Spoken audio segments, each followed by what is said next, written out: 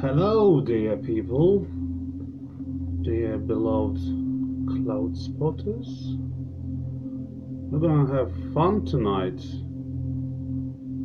I'm gonna read you a bedtime story. And I've got a suggestion. I will read you about ghosts.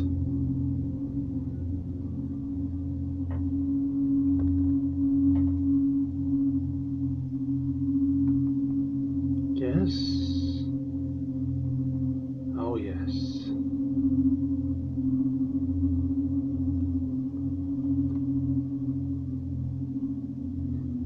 So, is anyone in? Shall we start now, or shall I wait for more people to join? Okay, I'll start now. So,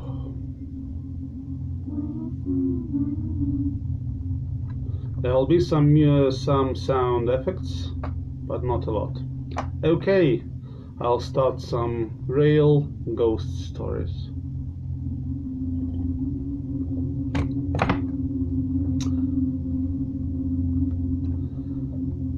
Story number 1 for anyone with loud upstairs neighbors. My sister and I were staying at an old historic hotel.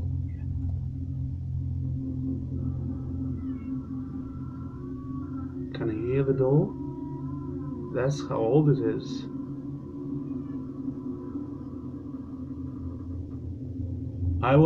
The building had been in use since the 1800s. My sister loves this place, as has frequented it many times over the years. I was kept up all night by someone pacing around on the hardwood floors in the room above ours. Drove me crazy.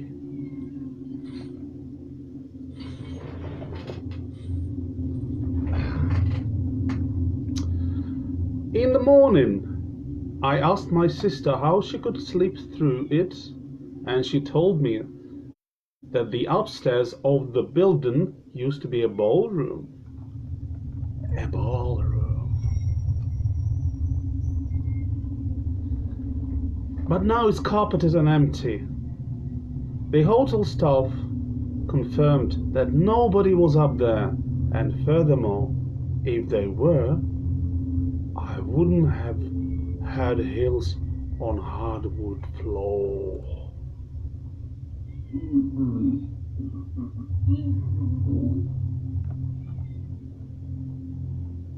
That's the story.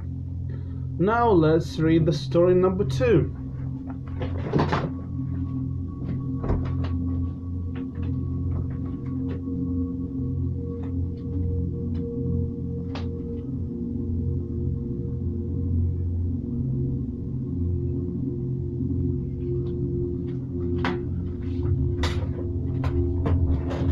Hello.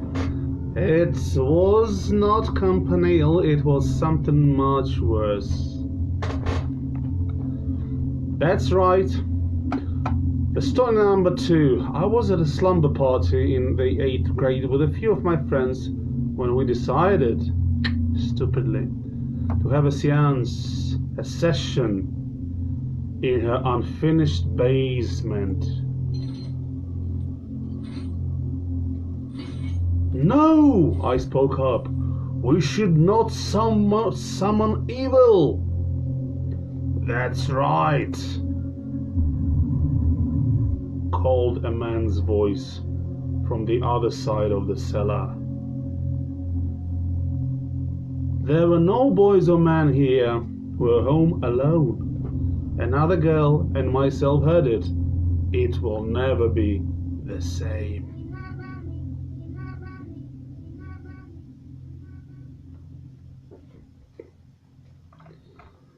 Okay, the story number 3.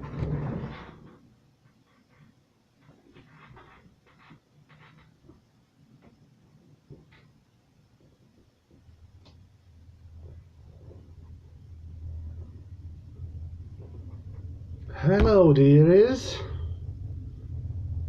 Let's start story number 3. My family traveled to the south of France to stay in a cottage owned by someone my dad works in. That sounds nice, doesn't it? The owners visited occasionally, but that summer it was free and we had 10 days booked in there.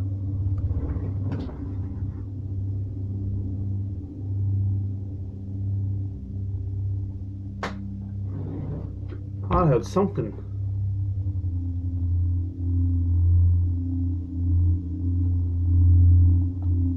After a long 2 days on the road, we drove down a steep driveway towards a secluded mill cottage with a water wheel set static alongside the stone house. There was a deep cellar with stone stairs down under the wheel next to the house, and a small river circled the place.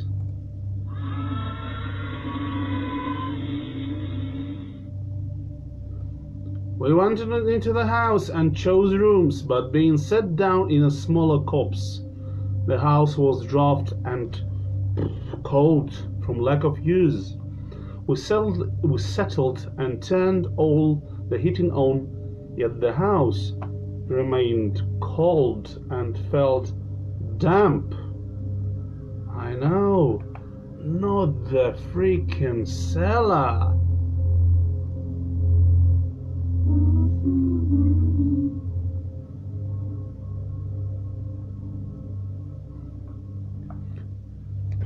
The first night we had set a fire in the living room and listened to a couple of audiobooks before my sister and me went to sleep.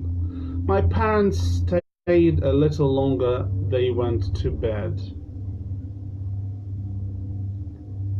Let's see who is down in the cellar. I can hear a door squeaking. And a monster.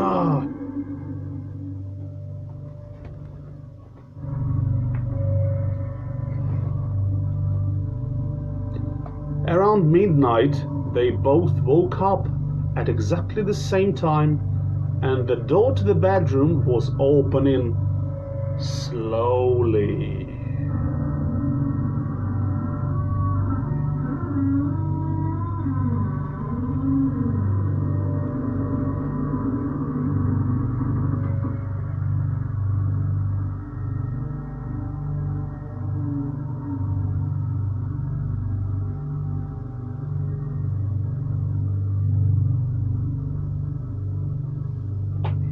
Yes. At first they thought it was my sister, until they saw a large dark silhouette of a man framed in the doorway, standing stock still, just looking in their direction as it appraising them.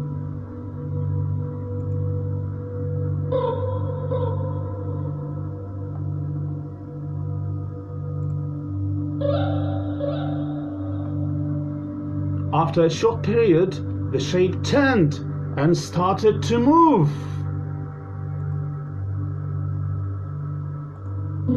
As it satisfied and disappeared, they looked at each other, but didn't speak, and both went back to sleep.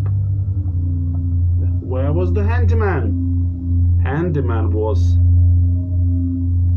filming. The next morning, the house felt warm and dry, and sunlight was back through the windows, as if something had fitted and accepted them. They spoke the next day, and both agreed that although they were skeptics, it could not have been any other that something supernatural in the doorway decided their worth.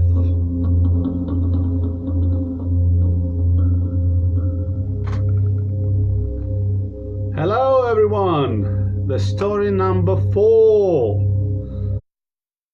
Tonight we will have 6 stories. After the story number 6, we'll conclude whether we need more stories. Okay? You have to knock much more times. I would say 999.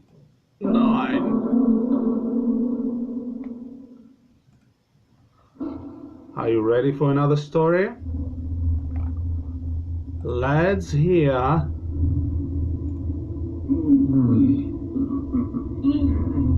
another story.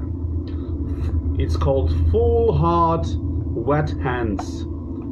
So I used to live at the address Alfred Gelder Street, that building where the council is. I used to live there. The houses were built to the people building the railway at the Paragon station in the 1800s.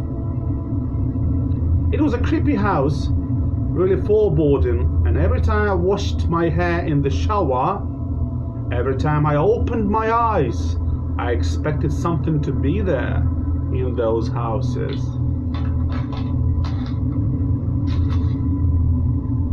Anyway, I came back from an afternoon lecture one afternoon, opened the door, walked up the first flight of the stairs, and saw a wet handprint on the floor.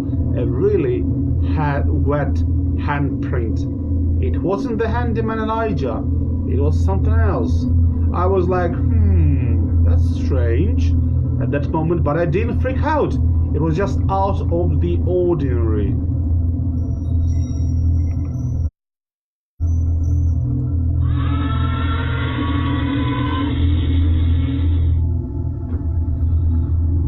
So I walked up to see my housemate Pete. I opened the door and he was on the phone to his girlfriend, not crying but massively in distress. That was when the penny dropped. He then told me that as he was walking up the stairs earlier, carrying a glass of water, he felt something cold go through him, almost a push, causing him to drop the water. He picked up the glass and ran upstairs to his room.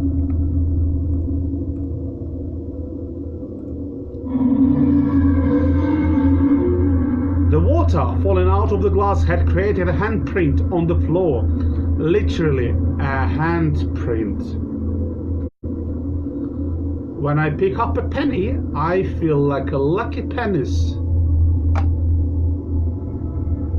Every digit was in proportion. I did count at the moment.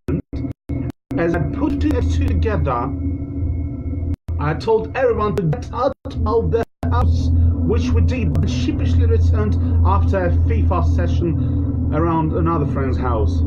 It was genuinely terrifying. Might not sound it, but it was.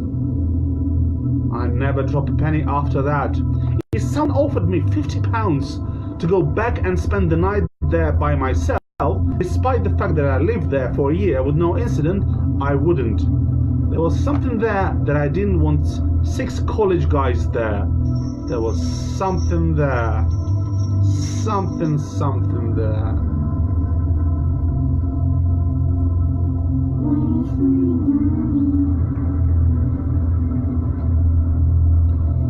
Okay, now the story number 5.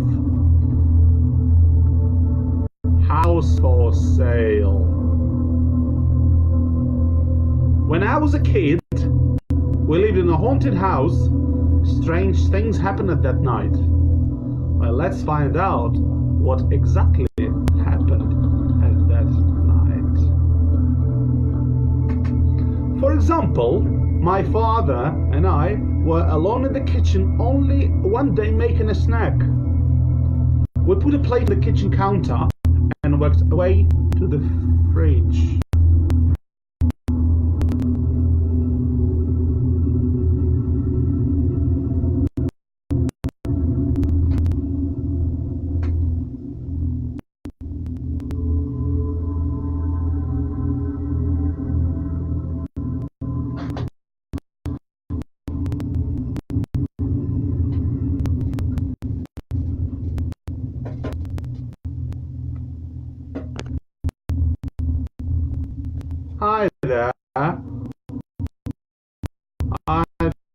thought I heard something.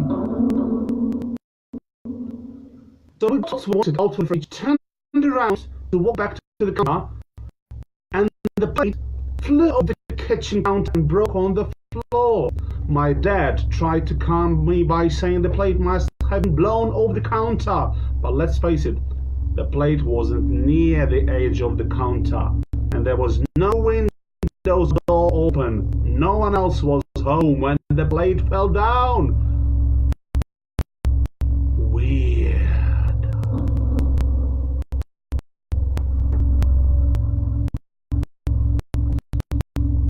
I couldn't handle 6 girls. I can handle 7 ghosts and 1 pigeon. Let's find out what else can be handled. I also woke up to another lady standing by bed on more than one occasion. I told myself I was dreaming. Come on. It was a lady. This part may be dark, but here's the rest of the story. Years later, I looked the address and found out the old couple lived there for many years right before we moved in. Apparently, the house was broken into and the old woman was murdered. The old man sold the house and moved out. We were the first occupants after the incident.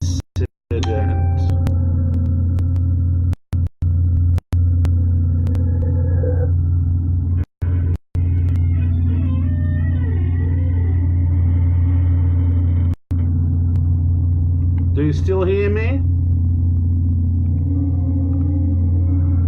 Do you still hear me?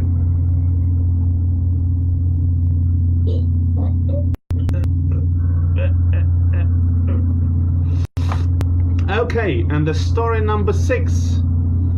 Theater. I hardly know her.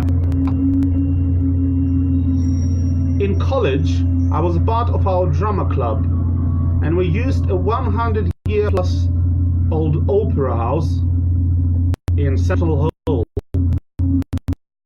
So I was there alone, doing work on the set for the show. The theater alone is creepy as it gets. You know, theater, steps, broken things, cracklings. It is ghosts, Michelle. Yeah. This theater was old enough to have the wooden walkways above the stage that went from one side to another. As I am painting, decorating my handyman stuff, I could have sworn I had someone run across them multiple times. Multiple times. Can you hear that? Multiple times running. I tried to block it out, but that it's nearly impossible. Just when I am about to finish, I hear something fall from above the stage. Even though I couldn't find anything, it convinced me enough it was done for the day. Apparently, it was a ghost of an opera singer which died there in Halloween.